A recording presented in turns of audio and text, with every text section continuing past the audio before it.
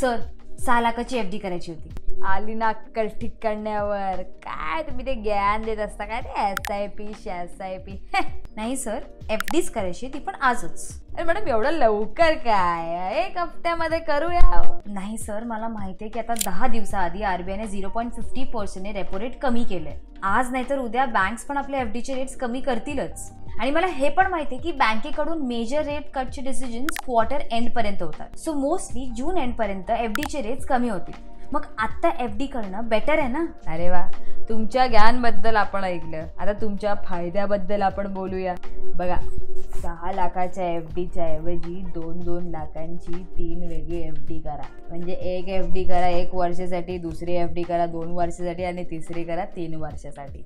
आणि जेव्हा FD mature होते ना, तेव्हा तुम्ही परत त्या FDला 3-3 वर्षासाठी एक नवीन FD बनवा.